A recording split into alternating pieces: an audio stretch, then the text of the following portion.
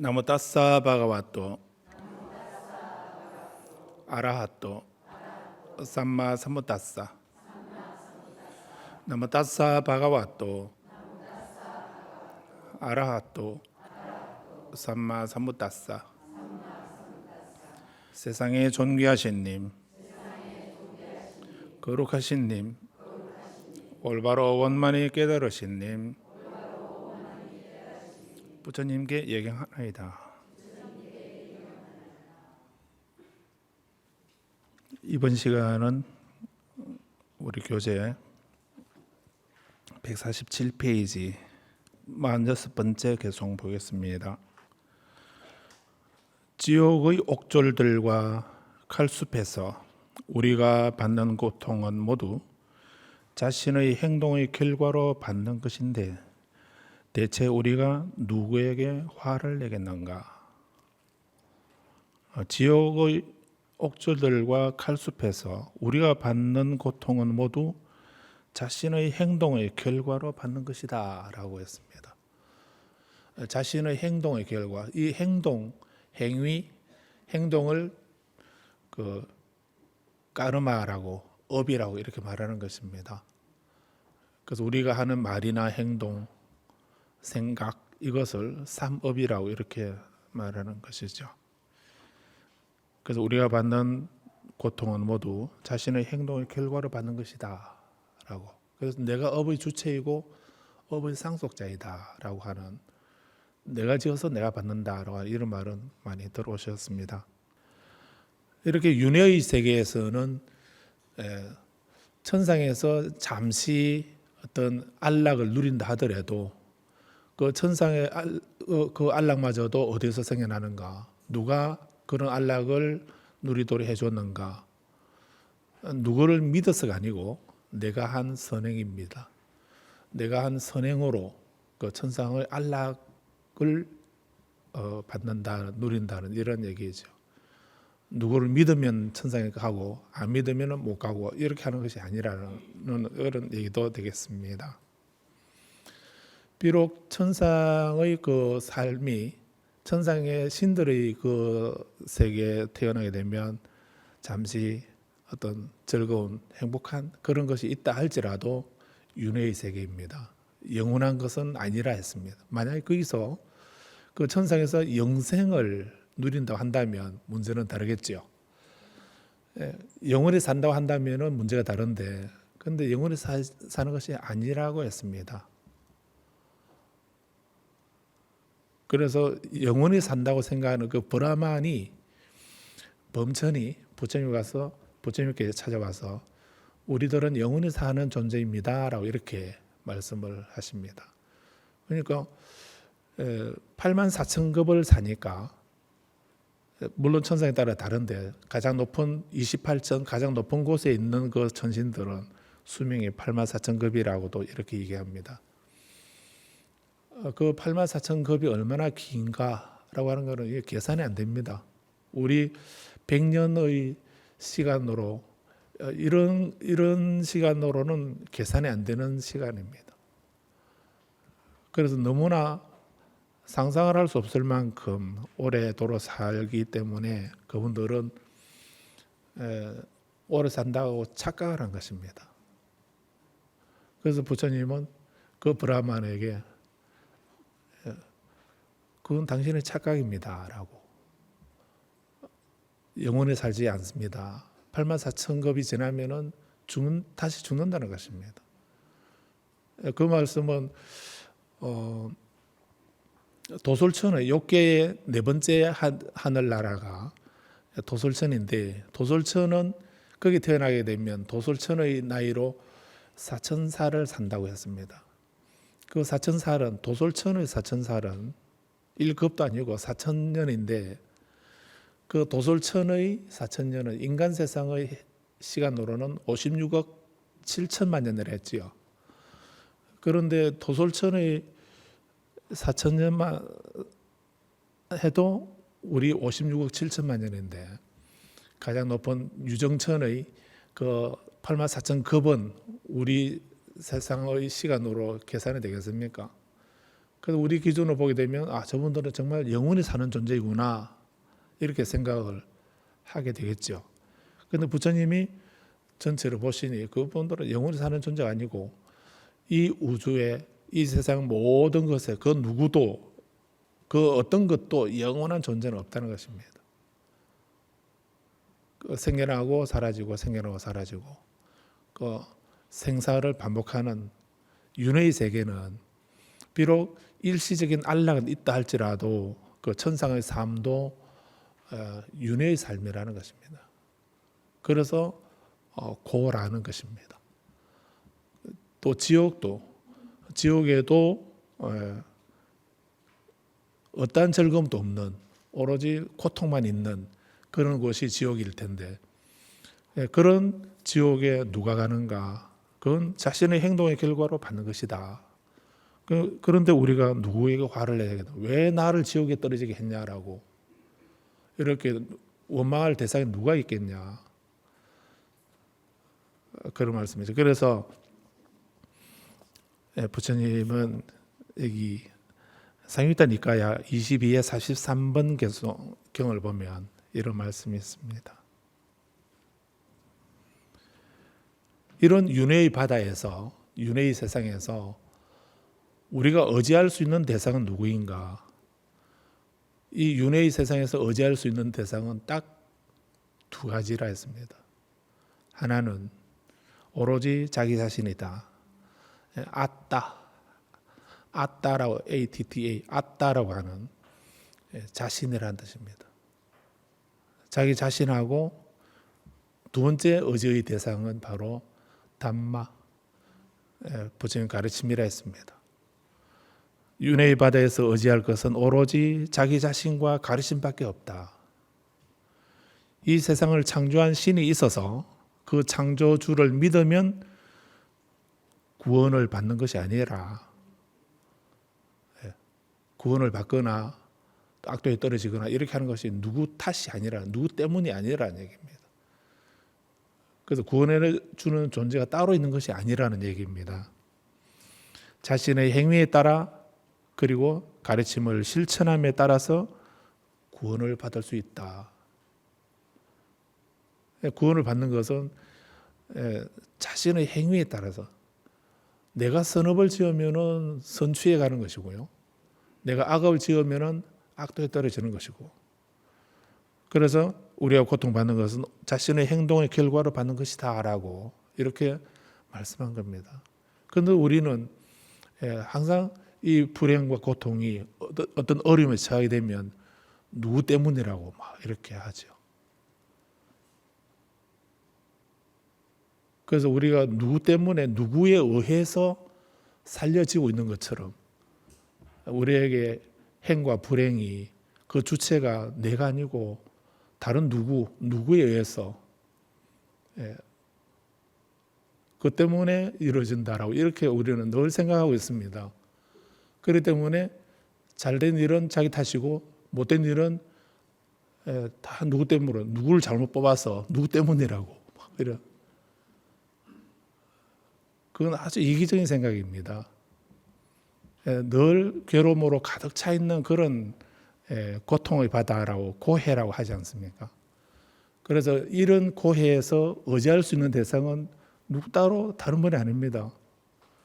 부처님은 우리 이 고통의 바다에서 어떻게 벗어날 수 있는가 하는 거를 그 괴로움을 어떻게 멈출 수 있는가 하는 거를 그 길을 방법을 가르쳐 주신 분이고 안내해 주신 분이죠. 부처님이 없애주시는 게 아니죠. 우리가 착각하고 있는 것이 부처님을 해결사로 생각하고 있다는 게 문제입니다. 부처님은 괴로움을 없애주시는 주체가 아니시고 괴로움을 없애보셨기 때문에 없애는 길, 방법을 가르쳐 주신 분이죠. 그래서 상유타 니까야 22의 43번 경에서 수행성들이요 자신을 섬으로 하고 자신을 어지처로 하지 다른 것을 어지처로 하지 말라. 자신을 섬으로 하라. 우리가 의지할 수 있는 대상은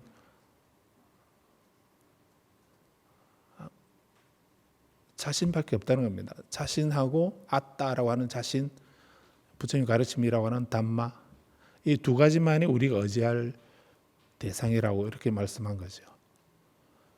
그래서 자신을 섬으로 하고 자신을 귀처로 해라. 다른 것을 귀처로 하지 말라. 자신과 아따와 다르마, 이 두 가지 이외에 다른 것을 귀처로 하지 마라 했습니다. 또 자신을 섬으로 삼아라 이렇게 했습니다. 이 섬이라고 하는 말을 섬, 여의도 섬, 그런 섬을 말합니다. 이 섬은 그런 것을 말하는데, 이 섬이라는 말을 원어는 뒷바입니다. 뒷바라고 하는데, 이 뒷바는 두 가지 의미가 있습니다. 하나는 등불이라는 의미가 있고 하나는 섬이라는 의미가 있습니다. 그래서 보통 등불에다가 맞춰서 번역하게 되면 자등명, 법등명, 이 말이 들어보셨죠? 네, 자신을 등불로 삼고 진리를 등불로 삼아라, 뭐 이렇게 그렇게 얘기한 건데, 그런데 섬이라고 하는 말이 이 전체로 보면 문맥이 오히려 더 정확하다라고 이렇게 얘기를 합니다. 그래서 섬은 윤회의 바다에서 안전한 곳을 말합니다. 그래서 우리가 그 섬에 들어가게 되면 비록 강물이 불어나도 휩쓸려 가지 아니하고 안전하게 지낼 수 있는 그런 곳, 안전처, 그런 것을 뒷바라고 섬이라고 이렇게 하는 거거든요. 그래서 우리가 고해에 살고 있다고 한다면, 윤회의 세계에 있다고 한다면 등불도 필요하겠지만 그런 섬이 안전한 곳이죠. 그런 섬에, 그런 것에, 그런 안전한 것에 귀의를 해야 되는 거죠. 믿고 따라야 할 대상이 그런 안전한 곳을 귀처로 해야 되고, 그런 곳을 우리 찾아서 의지하고 살아야 폭류에 휩쓸리지 않는다는 이런 의미거든요. 그래서 우리가 귀처라고 이렇게 할 때도, 귀한다라고 할 때도 법국경에서는 우리는 산이나 나무나 동산이나 숲이나 바위나 이런 것에 사람들은 두려움을 두려워해서 그런 것에서 의지처를 찾는다. 그러나 그런 것은 진정한 올바른 의지처가 아니다. 왜냐하면 그런 것에 의지해봐야 산에 가서 나무 아래나 바위 아래나 이런 데 촛불 켜놓고 뭐 이렇게 의지처를 찾아 놓으면은 실수하면 산불 나거나 바위를 끌어 놓거나 자연을 훼손시키거나 이렇게 하는 것 뿐이지 다른 어떤 이익이 있던가요?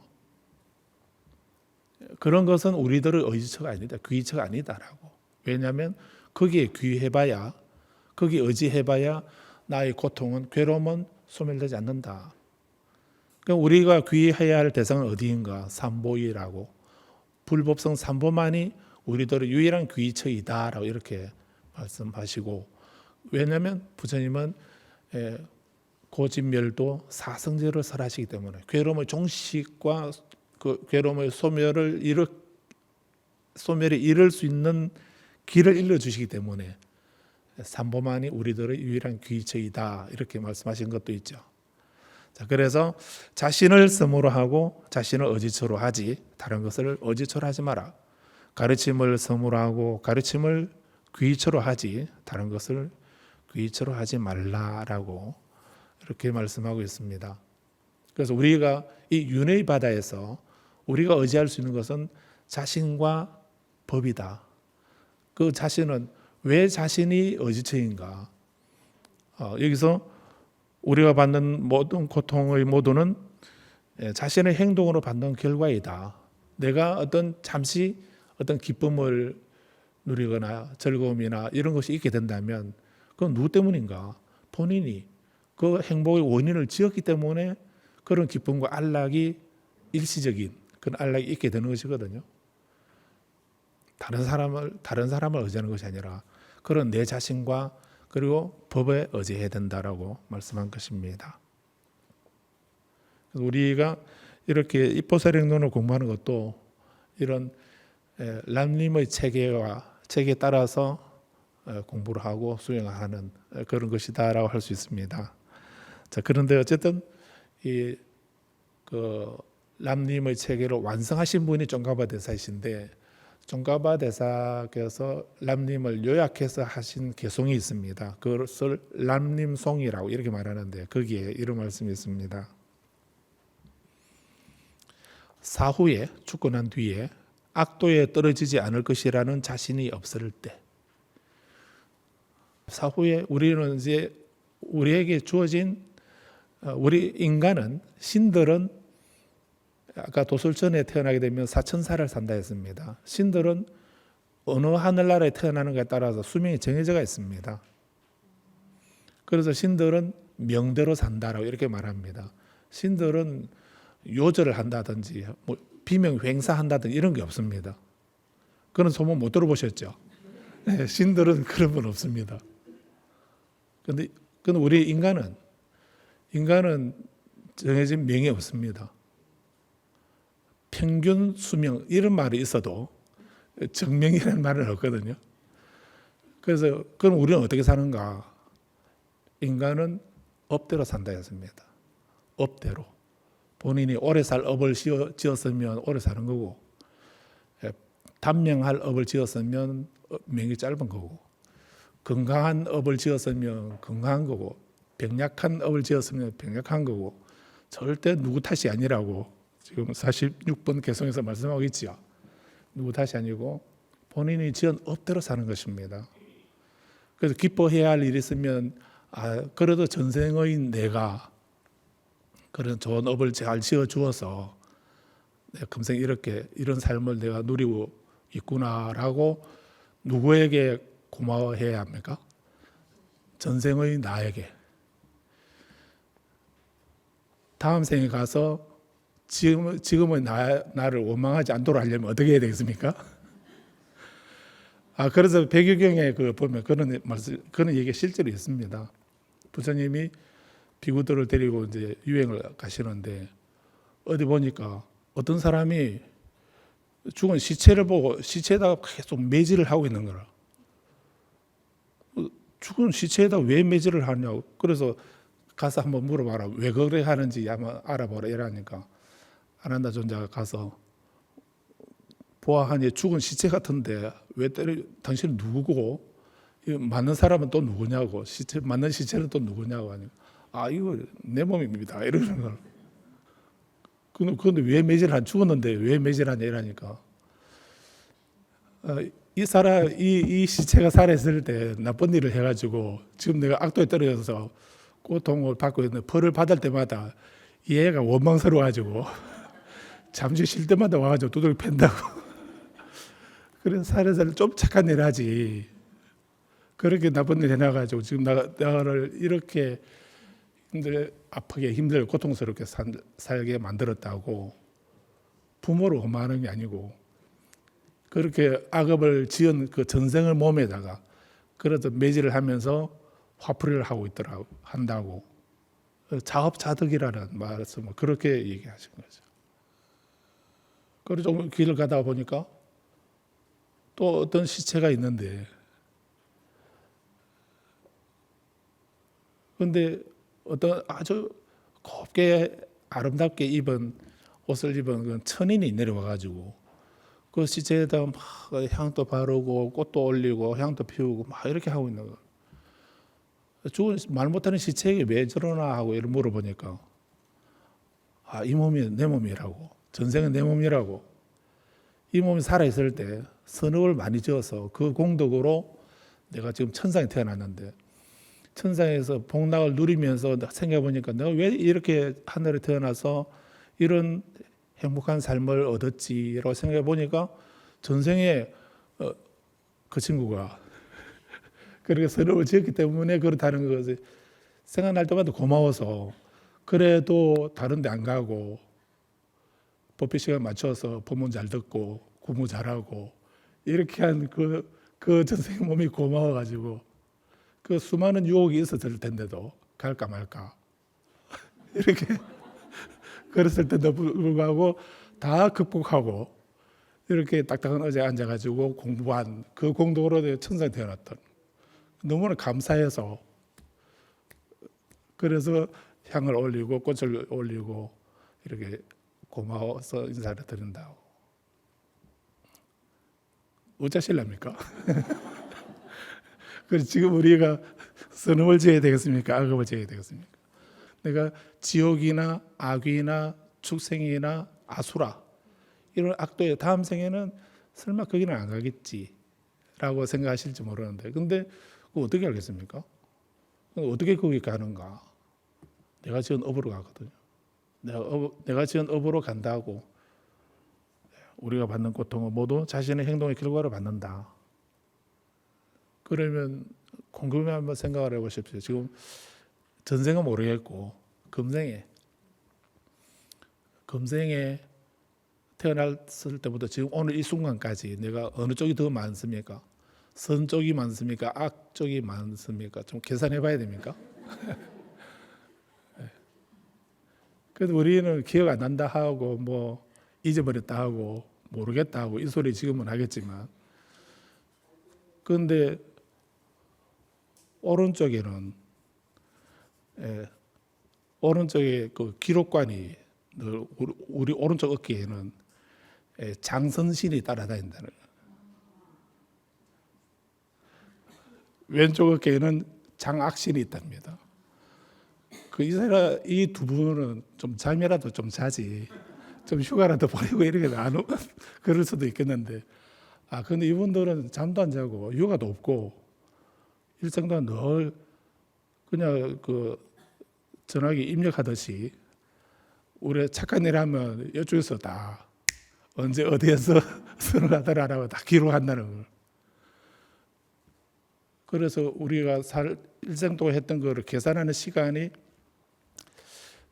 그게 좀 컴퓨터 시간이 좀 옛날 거라서 그런지 몰라도 그 기간이 한 49일 정도 걸린다는 겁니다.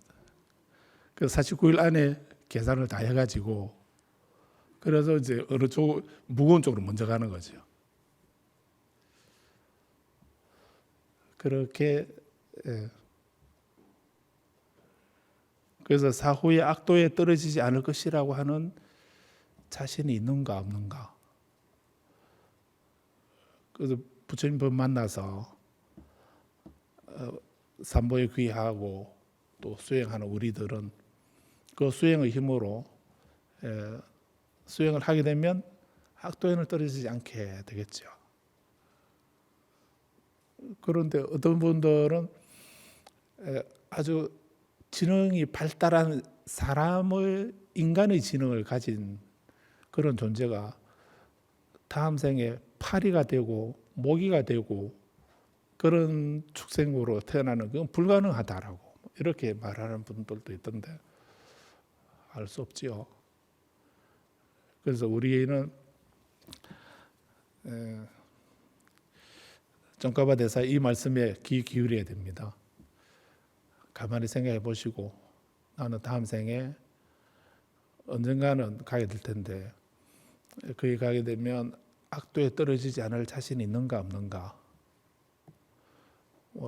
해탈이나 성불은 두 번째 문제고, 다음 생에 악도에 떨어지지, 적어도 악도에는 안 떨어져야 되겠죠. 악도에는 안 떨어져야 됩니다.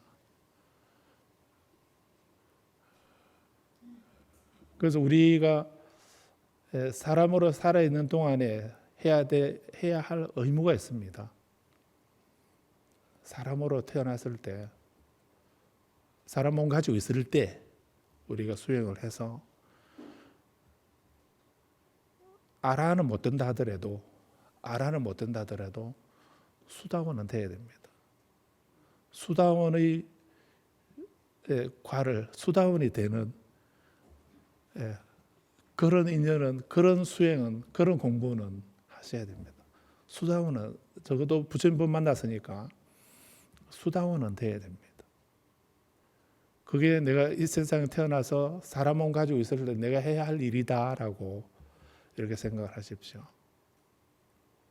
수다원만 되면 악도에, 네 가지 악도에 떨어지지 않는다라고 했습니다. 사악취에 떨어지지 않는다. 승부를 못해도 악도에는 떨어지지 않는다라고. 그래서 옛날 어른 선생님들께서 그런 말씀도 하십니다. 가장 슬프고 안타까운 일이 뭔가? 사람 몸을 잃고 난 뒤에 다음 생에 악도에 떨어지는 거. 사람 몸을 금생에는 사람 몸 받았는데 다음 생에 악도에 떨어지는 거. 그 정말 슬프고 안타까운 일이다라고. 그래서 사람 몸을 가만의 인신이라 이렇게 말합니다. 해탈을 얻을 수 있는, 윤회에서 벗어날 수 있는 기회와 조건이 갖추어져 있는 그런 상태가 사람 몸이라는 겁니다. 따라해 보십시오. 가만의 인신. 가만의 인신. 가만, 가는 기회라는 뜻입니다. 만은 조건이라는 뜻입니다. 유가 원만이라는 말의 줄임말인데, 유가는 기회라는 뜻이고요, 원만은 조건이라는 뜻입니다. 윤회에서 벗어나는 윤회의 종식, 괴로움의 종식을 이룰 수 있는 기회와 조건이 갖춰져 있는 그런 상태가 육도 윤회 가운데 사람 몸이라는 것입니다. 원엄지송, 우리 독경하는 원엄지송 보면 47페이지 보배경 10번째 개송 보시면, 통찰을 성취함과 동시에 개체가 있다는 견해, 회의적 의심, 규범과 금계에 대한 집착, 그 어떤 것이라도 그러한 세 가지는 즉시 소멸된다. 수다원의 결과를 말합니다. 수다원만 되면 개체가 있다는 견해, 유신견이 사라집니다. 회의적 의심이 사라집니다. 규범과 근거에 대한 집착이 끊어진다는, 없어진다는 것입니다. 이 세 가지 결박이 사라지는. 그래서 수다원만 되게 되면 이 세 가지 결박이 소멸되고, 그 다음에 지옥, 축생, 악의, 수라의 네 갈래 악한 운명을 벗는다. 수다원만 되면은 적어도 지옥에 떨어지거나 악의로 태어나거나 축생으로 태어나거나 아수라로 태어나는 이런 일이 없다는 겁니다. 그게 보장된다는 겁니다. 그 다음에 오역죄와 이교신앙의 6큰 죄악을 짓지 않는다. 오역죄, 아버지를 죽이는 사람, 어머니를 죽이는 사람, 아라한 성자를 죽이는 사람, 부처님 몸에 피를 내는 사람, 화합한 대중을 깨뜨리는 것, 이것이 무간지옥에 떨어지게 되는 오역죄라 했습니다. 거기다 여기서는 하나 더 보태고 있습니다. 이교 신앙이라 했습니다. 이교를 신앙하는 것, 이교를 신앙하는 것이 오역죄 다음에 6번째로 중죄로 생각하고 있습니다. 이교가 어떤 것입니까? 어떤 것이 이교이지요?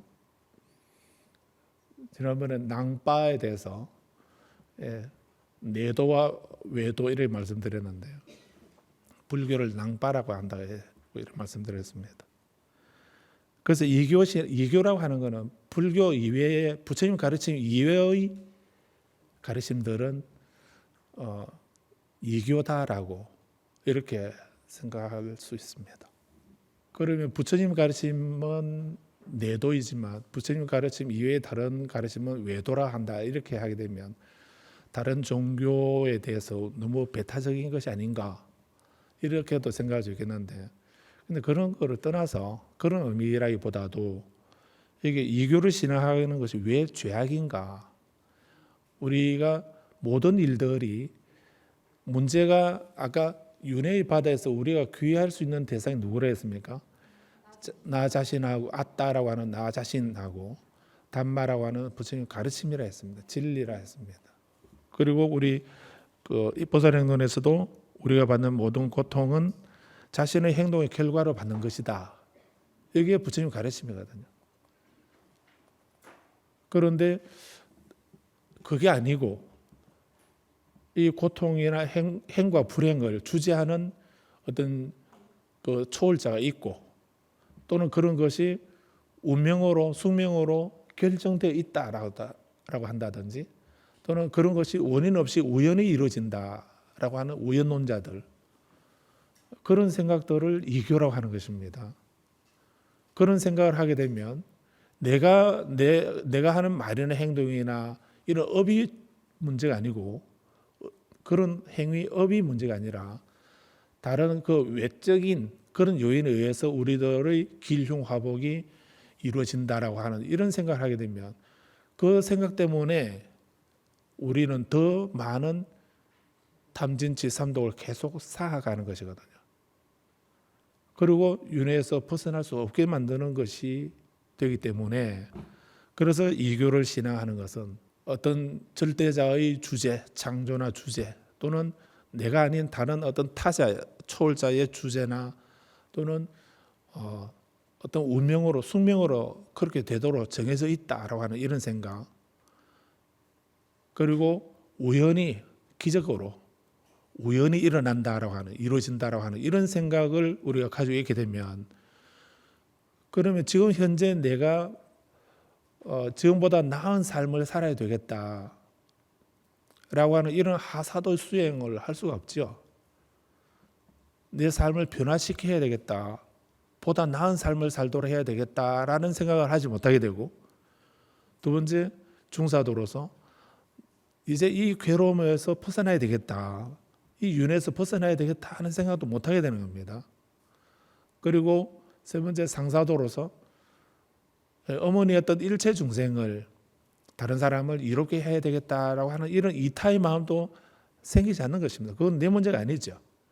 그건 어떤 주제자나 어떤 초월자, 그분이 알아서 할 일이고, 그렇게 되도록 정해져 있고, 뭐 어쩌다가 그렇게 우연히 이루어지고 이렇게 한다면 내가 할 수 있는 일이 없지 않습니까?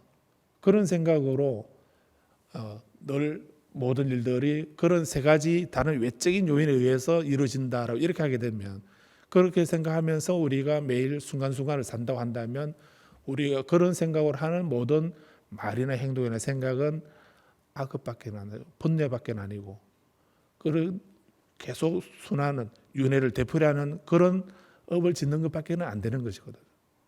그래서 이교를 신앙하는 것이 여섯 번째 큰 죄악이다, 이렇게 한 겁니다. 이해되십니까? 이교를 신앙하는 것이 왜 무서운가? 아버지를 죽이고 어머니를 죽이고 아란 성자를 죽이고 부처님 몸에 피를 내는 것과 같은 그런 중죄라고, 이교를 신앙하는 것이 그런 중죄라고 하는 이 말이, 그냥 물리적으로 나는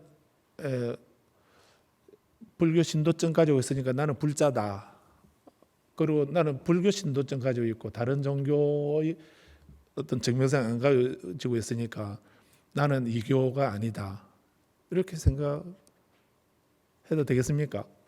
그건 상관없죠. 그런 거 하면 상관없습니다.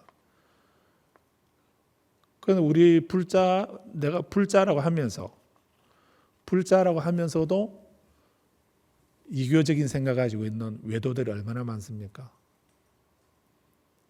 매일 아침 수행한다고 하고 기도한다고 하고 공부한다고 하고 이렇게 하면서도, 그런데 나쁜 업만 짓고 있는 그런 이교의 그런 가르침을 따르고 있는 불자들이 얼마나 많이 계십니까? 그걸 생각하셔야 합니다. 그런데 수다원만 되면, 수다원의 깨달음만 이루게 되면 그런 생각이 없다는 겁니다. 이교 신앙을 하지 않는다는 이 말은 다른 종교를 믿지 않는다, 이거하고는 상관이 없는 얘기입니다. 내가 아닌 다른 신의 어떤 절대자의 신이나 운명이나 숙명이나 우연이나 이런 걸 믿지 않는, 그래서 모든 행위의 책임이 바로 나에게 있다, 그 길을 내가 선택하는 거고 그 행위의 책임은 나에게 있다라고 하는 이 생각이 불자의 생각이고, 그게 부처님의 가르침이고, 그 반대는 이교의 신앙인 것입니다. 그리고 여섯 가지 큰 죄악을 짓지 않으니 이런 공덕은 참모임이라고 하는 성가에 이런 공덕이 있다, 이런 진실로 인해서 모두 행복할지니라, 이렇게 했습니다. 그래서 우리가 극락왕생하는 것도 좋고 성불하는 것도 좋고 보리시 명자가 되는 것도 좋은데, 다 좋은데요, 최소한 우리는 내가 사람 몸 가지고 있을 때 수다원의 깨달음은 이루어야 되겠다. 이게 사명이라고 생각을 하십시오. 그래야만 다음 생에 후회하지 않게 되는 겁니다. 악도에 떨어지지 않게 되는. 그래서 사후에 악도에 떨어지지 않을 것이라는 자신이 없을 때, 자신이 있으면은 자신감 가지고 있는 그대로 계속 선업을 짓고 수행을 하면 되는데, 근데 가만히 보니까 좀 긴가민가 이렇게 자신이 없게 되면 혹시 설마 가겠나라고 했는데 설마 가버리게 되면 어떻게 하시겠습니까? 다시는 사람 몸 받기 어렵다는 겁니다. 악도에 떨어지게 되면 사람 몸 다시 받기는 정말 어렵다고 해서 눈먼 거북이가 나무 토막 만나는 것보다 더 어렵다 했습니다. 그 공포에서 수행자를 지켜주는 것은 오직 삼보뿐이다. 그래서 자신이 없을 때는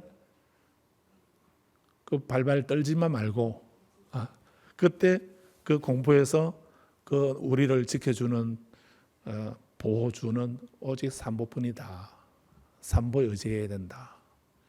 그러므로 삼보에 지극히 귀의하고 모든 학처를 범하지 않도록 해야 한다. 선업을 행하고 악업을 버리며 성실하고 바른 수행하는 것만이 그대의 가장 큰 의무이다라고 이렇게 말씀하셨습니다. 종가바 대사가 하신 말씀입니다. 그래서 우리가 받는 고통은 모두 자신의 행동의 결과로 받는 것이다. 고통이 있다고 한다면 그건 내가 고통의 원인을 지어서 고통받는 건데 누굴 원망하고 있냐, 누구에게 화내고 있냐라고 이렇게 말씀합니다. 47번 내 자신의 업 때문에 나에게 애가 초래되는 것이다. 그러므로 중생이 지옥에 떨어졌다면 내가 그들을 파멸시킨 것이 아닌가. 내 자신의 업 때문에 나에게 해가 초래되는 것이다. 같은 말을 좀 살짝 바꿔서 말씀하셨죠. 내 자신의 업 때문에 나에게 해가 초래된 것인데 중생이 지옥에 떨어졌다 이렇게 한다면 내가 그들을 파멸시킨 것이 아닌가. 내게 화를 내는 그들에 대해 인내함으로써 누가 나에게 화를 돋구게 되면 화를 돋굴 때 그때 그러니까 내게 화를 내는 그들에게 인내함으로써 나는 도리어 악업을 정화할 수 있다. 그리고 우리 인욕을 누가 옆에서 이렇게 나를 화를 돋굴 때 그럴 때 같이 화를 내면은 동타지옥이지요. 그런데 누가 나에게 화를 돋굴 때 그때 우리는 이제 버릇이 맹자니까 그때 내가 인욕을 하게 되면 그러면은 나는 도리어 악업을 정화할 수가 있다. 그런데 분노를 일으킨 그들은 어디로 갑니까? 지옥에 간 거죠. 왜 지옥에 갑니까? 내가 지옥에 가라고 저주 안 해도 본인이 지은 그 악업 때문에 그 화를 내는 것 때문에 그분은 지옥에 떨어지는 것입니다. 분노를 일으킨 그들은 지옥에 가서 오랫동안 고통을 받게 된다. 그러므로 내가 그들에게 이제 반대죠. 내가 그들이 지옥에 가도록 만든 가해자이고 그들은 내가 악업을 정화할 수 있도록 한 나에게 은혜를 가져다 준 것인데 비뚤어진 마음이여 어찌하여 그들에게 화를 내는가.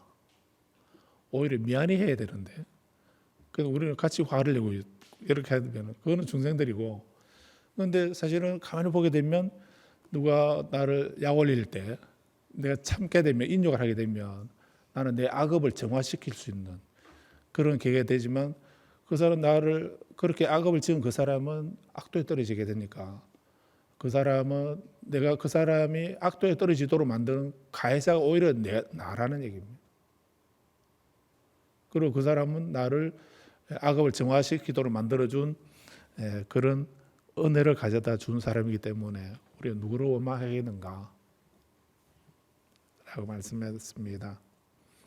이렇게 길게 말씀했는데 이제 논쟁을 끊으면서 50번 계속해서 만약 우리에게 인내심이 있으면 우리들은 자신의 고통을 면할 수 있다. 그러나 우리는 우리들 자신을 구제하지만 우리의 적들은 어떻게 해야 되겠는가? 우리가 그들에게 끼친 해를 해로 갚는다면, 나쁜 것을 나쁜 것으로 갚는다면 그들은 결코 구제받지 못할 것이며 우리의 선행도 손상되고 인욕 수행도 허물어지게 될 것이다. 그러니까 우리가 지금까지 생각해왔던 논리와는 다르게 산태대와보살은 왜 인욕해야 되는가 하는 것에 대해서 이렇게 말씀하셨습니다. 여기까지 말씀드리겠습니다. 합장하시고 따라서 해주십시오. 부처님 가르침대로 실천하는 수행으로 존귀하신 부처님께 예경하나이다. 부처님 가르침대로 실천하는 수행으로 고귀한 담마에 예경하나이다. 부처님 가르침대로 실천하는 수행으로 수승한 상가에 예경하나이다. 부르시는 자 됩시다.